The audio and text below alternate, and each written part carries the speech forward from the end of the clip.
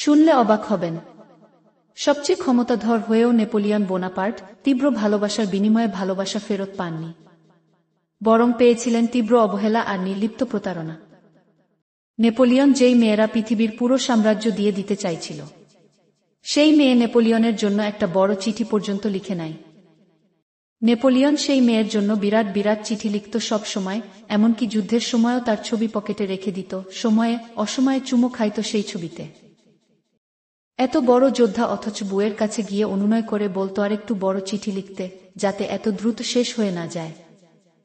But Josephine Bonaparte কখনো সেই বড় চিঠি লিখে নাই। অথচ এরে বিয়ে করার জন্য নেপোলিয়ন পরিবারের বিরুদ্ধে গেছে।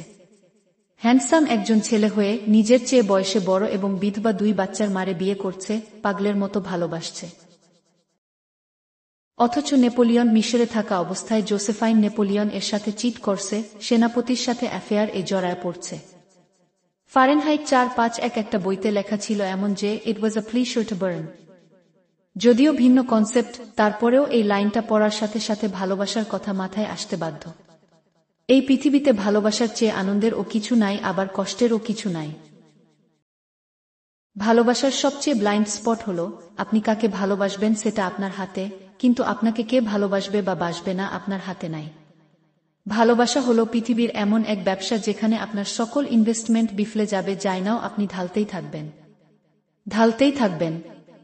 এটা এমন একটা খেলা যেখানে নিশ্চিত হার জেনেও মাঠ থেকে উঠতে ইচ্ছে করে না, বরং নির্লজ্জের মতো আরেকটু খেলে যেতে ইচ্ছে করে। ভালোবাসার সবচেয়ে ব্লাইন্ড স্পট হলো, আপনি কাকে ভালোবাসবেন সেটা আফ্রিকান একটা প্রভার্ব বলে, ভালোবাসা এমন এক অত্যাচারী শাসক যেই শাসকের হাত থেকে রক্ষা পাওয়ার কোনো উপায় নাই। ভালোবাসা নিয়ে এর চেয়ে সত্যি কথা আমি আর একটাও শুনি নাই, বিশ্বাস করেন। কলমে সাদিকুর রহমান খান হাতে। কিন্তু